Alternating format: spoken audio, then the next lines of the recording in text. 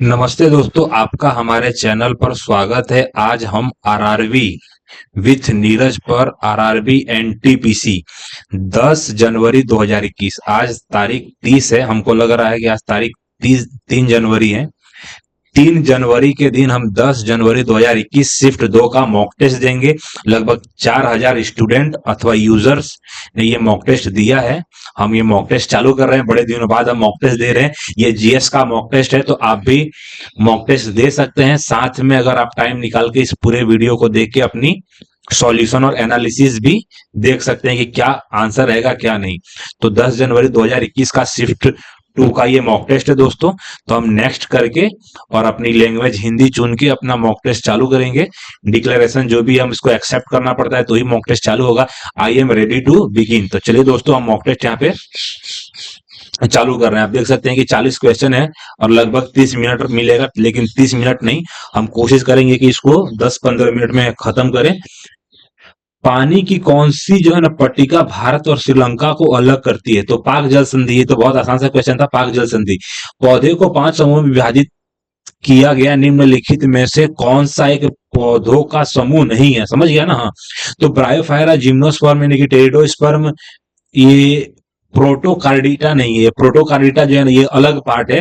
जैसे कि टेरिडोफाइट यानी कि जिम्नोस्पर्म का ब्रायोस्पर्म, इसके अलावा द्विबीजपत्री यानी कि बीजपत्री, ये सब क्या आ जाएगा? पौधों के समूह है, ये अलग है इसमें से एक। सतीश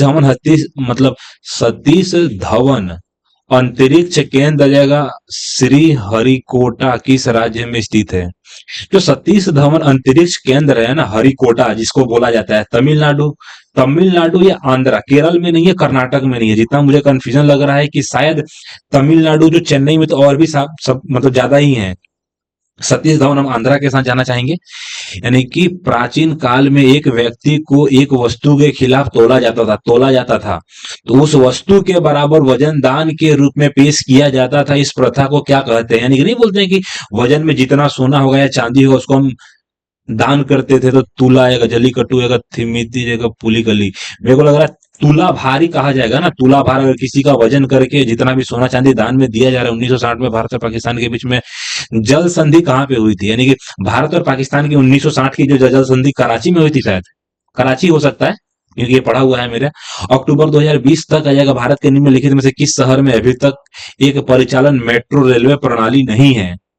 अच्छा, यानी कि मेट्रो की बात करें तो लखनऊ में मेट्रो है, जयपुर मेरे को पता नहीं, लेकिन शायद जयपुर में है। एक है ना चैनल, क्या बोलते हैं अपनी, चंचल करके कोई लड़की, तो उसका जयपुर में मेट्रो का उसका वीडियो है। लखनऊ हम खुद मेट्रो घूम चुके हैं। पुणे और कोची ऑप्शन में है। कोची शायद अच्छा खासा डेवलप है, यानी कि पुणे के साथ हम तुक्का मार सकते हैं कि पुणे थोड़ा उतना ज्यादा डेवलप है नहीं। एक डेक्स यानी कि दो या दो से अधिक पदार्थों का समांगी मिश्रण, मतलब विलियन ही होगा ना यार। ऑप्शन बी हमारा आंसर होगा। तो यहाँ पे आएगा, यदि बिल गेट्स के पास अपना रास्ता, बिल गेट्स वाला वो इसको किस नाम से जारी करने की योजना थी? देखो भाई, बिल गेट्स और ओएस के बारे में हम कुछ खास जानते नहीं। लगभग कंप्यूटर का ये चैप्टर है नहीं कि मार्च 1931 में हस्ताक्षरित गांधी इरविन समझौता निम्नलिखित में से क्या कहा गया था? गांधी इरविन समझौते में क्या कहा गया था? गांधी और इरविन क्या है? तो गांधी इरविन जो है ना, गांधी हमारे गांधी बापू है और इरविन हमारा लगभग लगभग 1930 के टाइम का ना, वो लगभग गवर्नर था, गवर्नर नहीं, वायसराय था। सभी भारतीयों को शिक्षा का नहीं था, मेरे को निर्माण बंद कर दिया जाए, नमक नमक का निर्माण बंद कर दिया जाए। कभी भी इरविन ने ऐसा नहीं बोला था। कैदियों को रिहा करने का था, रिहा करने की बात हुई थी, लेकिन सविनय अवज्ञा को बंद करना मेन था। यानी कि सविनय अवज्ञा को बंद करना इरविन का मेन मकसद था। भारतीय परमाणु कार्यक्रम का जनक डॉक्टर होमी जहांगीर बाबा। बहुत आसान सा क्वेश्चन है। आप हमारे जो क्या बोलते हैं, जो होमी मतलब डॉक्टर होमी जहांगीर बाबा का हमने अच्छा खासा बखान किया। कहाँ पे? तो हमारे जो लास्ट 2-3 वीडियो है उसमें आप देख सकते हैं, 1 महीने पहले का वीडियो है। यानी कि ट्रंप प्रशासन ने किस चीनी प्रौद्योगिकी कंपनी के साथ अमेरिकी सरकारी एजेंसी व्यापार करने का प्रतिबंध लगा दिया?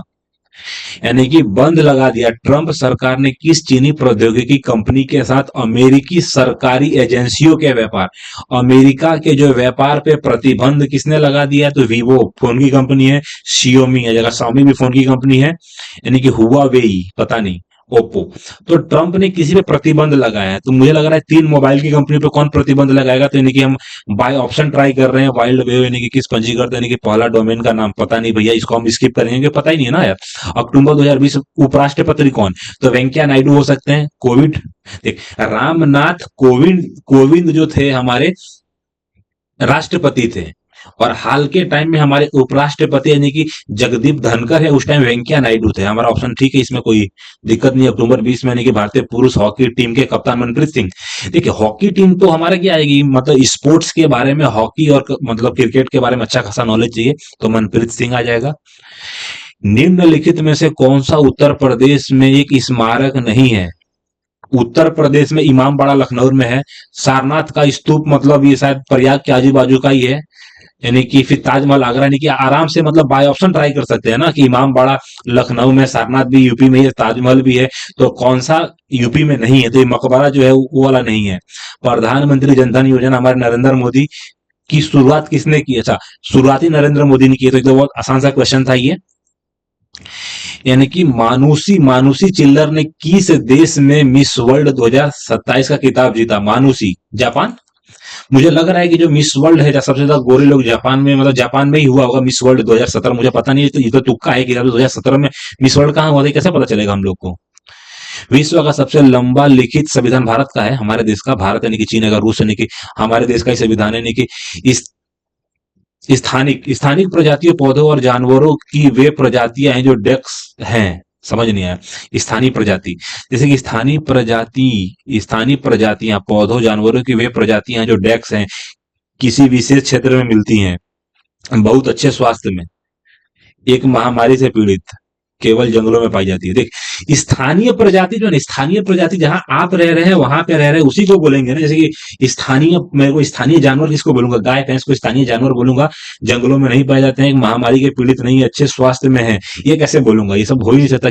किसी विशेष क्षेत्र में, हाँ किसी विशेष क्षेत्र में ही होगा ना, जैसे कि हमसे पूछा गया है स्थानीय प्रजाति में पौधों और जानवरों, यानी कि गाय और भैंस किसी विशेष क्षेत्र में मिलते हैं ना, सब क्षेत्र में नहीं मिल पाएंगे।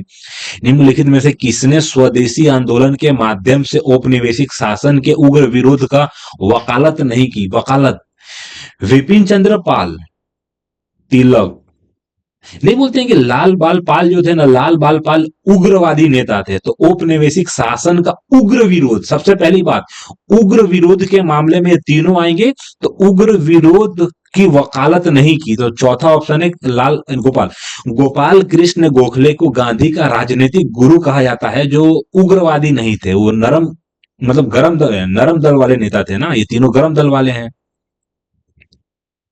निम्नलिखित में से कौन भारत का राष्ट्रीय उद्यान नहीं है, भारत का राष्ट्रीय उद्यान, भारत का राष्ट्रीय उद्यान कैसे पता चलेगा यार, मेरे को दे रखा था बलफक्रम है, बलफक्रम राष्ट्रीय उद्यान, बलफक्रम राष्ट्रीय उद्यान, अंसी राष्ट्रीय उद्यान, दाचीगम, तो दाचीगरम है, अंसी का पता नहीं, सांदूर भी हमारा राष्ट्रीय उद्यान है, यानी कि मेरे को लग रहा है कि बलफक्रम राष्ट्रीय उद्यान ही हमारा भारत का राष्ट्रीय उद्यान नहीं है, भारत का राष्ट्रीय उद्यान बलफक्रम शायद नहीं है। कौन सा सरकारी संगठन भारतीय प्रतिभूति बाजारों में जो है सक्रिय सभी खिलाड़ियों का प्रमुख नियामक है, समझा नहीं, बाजारों में सक्रिय सभी खिलाड़ियों का प्रमुख नियामक कहां पे, लेकिन कौन सा सरकारी संगठन, भारतीय प्रतिभूति, देखो भारतीय प्रतिभूति का मतलब ये सेबी करके है ना, इसका शायद फुल फॉर्म भी होती है कि मतलब सेबी का फुल फॉर्म ये प्रतिभूति मतलब नियामक, शायद, अच्छा नियामक है, समझ गए, यानी कि जो नहीं बोलते शेयर मार्केट को जो कंट्रोल करता है उसी को हम सेबी बोलते हैं। पेनिसिलिन की खोज किसने की थी, यानी कि डार्विन, मेंडेल, पास्चर, तो पास्चर नहीं होगा, मेंडल और डार्लिंग, यानी कि फ्लेमिंग तो हो ही नहीं सकता है ना यार, यानी कि मैं डार्विन है, अगर डार्विन के साथ जाना चाहूंगा, तुक्का ही है, लेकिन मेरे को तुक्का ट्राई करना पड़ेगा, ज्यादा स्किप करूंगा तो फिर मेरा क्या बोलते हैं नंबर कम आता है ना। बिहार और नेपाल के मिथिला क्षेत्र में किस भारतीय चित्रकला का अभ्यास किया जाता है, तो ये बहुत आसान है, बीपीएससी की तैयारी के दौरान, बिहार नेपाल के बीच में शायद पटना पेंटिंग नहीं हो सकता, यानी कि मधुबनी चित्रकला, यानी कि पटा चित्र का तो पता नहीं लगा, शायद पटा चित्र ये बंगाल में है, यानी कि मधुबनी चित्रकला ही बिहार में फेमस है, पता है कौन सा जिला है, बिहार और नेपाल का जो है ना, दरभंगा। ग्रीन पीस द्वारा 2018 में किए गए एक नए अध्ययन के अनुसार, यानी कि पृथ्वी पर सबसे प्रदूषित शहर कौन सा है, संघाई संघाई मेरे को क्या आएगा, संघाई शायद चीन का है। टोक्यो टोक्यो टोक्यो में प्रदूषण हो ही नहीं सकता है ना। गुरुग्राम, ढाका, ढाका भी हो सकता है, लेकिन मैं संघाई चीन के साथ जाना चाहूंगा। जो ढाका है ना, सबसे प्रदूषित राज्य मेरे को दे रखा था। संघाई पे ही मारूंगा ऑप्शन यार, जो भी होगा गलत तो गलत। इंग्लिश चैनल तैरने वाली प्रथम महिला डेस्क थी। इंग्लिश चैनल, देखो भाई इंग्लिश चैनल नहीं अपने मूवी में है भाई, पता नहीं कौन सा हीरो है। इंग्लिश चैनल मतलब कहाँ पे है? तो इंग्लिश चैनल पेरिस और इंग्लैंड के बीच में है। इंग्लैंड के बीच में, ना ना, इंग्लैंड के बीच में नहीं, ये पेरिस। हाँ पेरिस और मतलब फ्रांस और इंग्लैंड के बीच में है। एक भारतीय, एक फ्रेंच, एक ब्रिटिश, एक अमेरिकी। देखो, इंग्लिश चैनल इंडिया में पूछा गया है एनटीपीसी में, तो हो सकता है कि भारतीय महिला ही हो। टाइम हमारे पास कितना है? यानी कि डेस्क को भारतीय स्वतंत्रता के प्रथम संग्राम के रूप में मनाया गया। भारत का स्वतंत्र संग्राम 57 वाला ना, 19 यानी कि देखो 55-56 का संथाल विद्रोह यानी कि रोलेट एक्ट मेरे को दे रखा था। यानी कि सबसे पहले जो है ना भारतीय स्वतंत्रता का प्रथम संग्राम जो है ना 1857 वाला विद्रोह जो था ना, जिसमें सबसे पहले शहीद हमारे मंगल पांडे हुए थे, जिन्होंने बोला था फिरंगी भागो ऐसा करके कुछ। खाद्य विषावक्ता निम्नलिखित में से किसके कारण होती है? खाद्य विषावक्ता, समझ में आया? खाद्य, खाद्य मेरे को दे रहा था नहीं, खाद्य विषावक्ता निम्नलिखित में से किसके कारण होती है? सूक्ष्म जीवों द्वारा खराब किए गए भोजन के खाने में, यानी कि घर का बना भोजन खाने से, यानी कि जमे हुए खाद्य पदार्थ खाने से, यानी कि परिरक्षकों के साथ, यानी कि सुरक्षित भोजन खाने से। देख ये हो नहीं सकता, जमे हुए खाद्य पदार्थ खाने से खाद्य विषारक्ता। जमे हुए खाने खाने से ना, सूक्ष्म जीवों द्वारा खराब किए गए, सूक्ष्म जीवों द्वारा खराब किए गए खाने को खाओगे तो ही तो तुम बीमार पड़ोगे। इंडियन प्रीमियर लीग कौन सा संस्करण 2020 में खेला गया? देखो, अगर 2008 से हमारी प्रीमियर लीग चालू हुई तो 8 में पहला, 9 में दूसरा और 10 में तीसरा, और 10 में 10 जोड़ूंगा तो 13वां हो गया ना। तो 2020 में 13वां संस्करण हुआ था आईपीएल का। कांग्रेस नेता राहुल गांधी 19 का लोकसभा चुनाव किस निर्वाचन क्षेत्र से लड़ा गया? देखो 2019 का पता नहीं, लेकिन 2024 में जो है ना रायबरेली, रायबरेली राहुल गांधी ने 2024 में रायबरेली और वायनाड से लड़ा था। तो यहाँ पे मुझे लग रहा है कि अमेठी और लखनऊ, वाराणसी से थोड़ी लगे लड़ेंगे यार, वहां से तो हमारे क्या नाम है उनका, वाराणसी से हमारे क्या आएगा, वाराणसी तो ऑप्शन आएगा ही नहीं। हाँ, वायनाड से तो लड़ाई का, यानी कि बाय ऑप्शन हमने ट्राई किया, वाराणसी से हमारे नरेंद्र मोदी लड़ते हैं, इस हिसाब से वायनाड ही ऑप्शन हो सकता है। अमेठी, लखनऊ का तो कोई चांस ही नहीं है ना, लखनऊ से वो लड़ते हैं ना, लखनऊ से हमारा लग रहा है, लखनऊ लखनऊ लखनऊ से राजनाथ सिंह लड़ते हैं, तो अमेठी हमारा, अमेठी और वायनाड पे हम टिक करके आगे बढ़ेंगे। पुनर्रोपण का अर्थ है वनों का पुनर्रोपण, यानी कि वनों का जो है सुदृढ़ करना, जो है नष्ट करना, वनों को जो है पशुओं के, यानी कि वनों का भ्रमण, यानी कि पुनर्रोपण आएगा। वनों का पशु से देखभाल आएगा। नष्ट हुए वनों में नए पेड़ लगाना, हाँ, नष्ट हुए पेड़ों में नए पेड़ लगाना पुनर्रोपण भी बोला जाता है। निम्नलिखित में कौन सा जन असहयोग और खिलाफत आंदोलन का परिणाम था?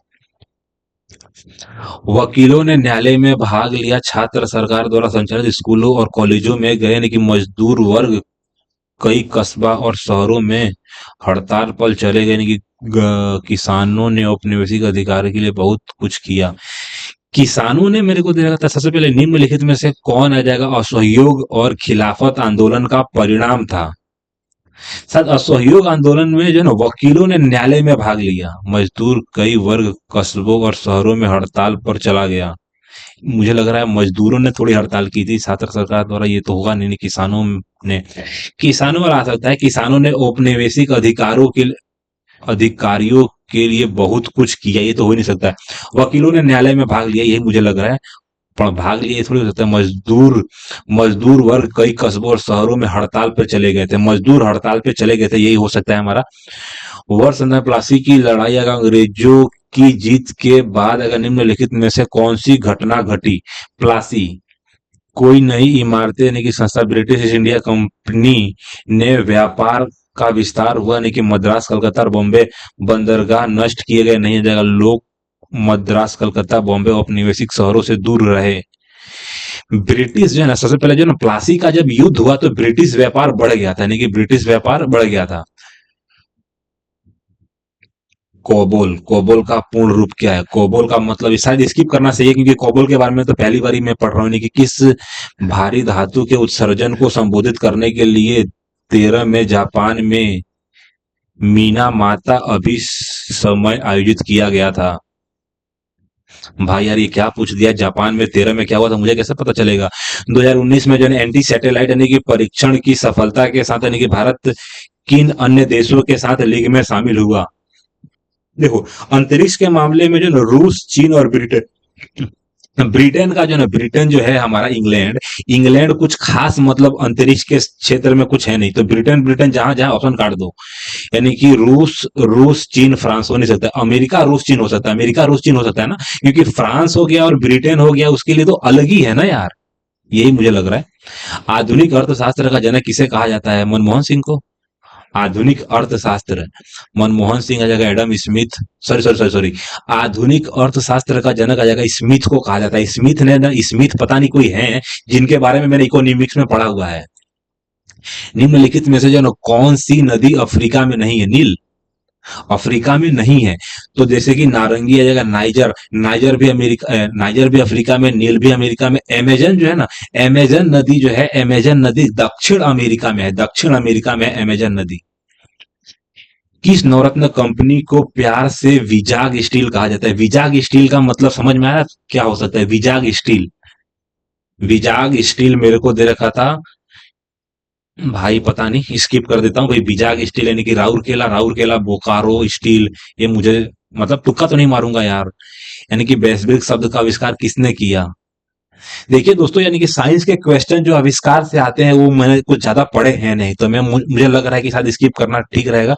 तो यहाँ पे मैं टेस्ट सबमिट करने जा रहा हूँ। तो चलिए दोस्तों, मुझे लग रहा है कि मैं नॉट आंसर्ड, यानी कि मैंने 5 क्वेश्चन के आंसर नहीं दिए हैं। नॉट विजिट, एक पे विजिट ही नहीं किया है, यानी कि 34 मैंने अटेम्प्ट किया है। मुझे लग रहा है कि शायद मेरा 20-25 मार्क्स आ जाए तो बहुत है। लास्ट एक महीने पे मैंने सबसे ज्यादा फोकस मैथ और जीएस पे ही किया है।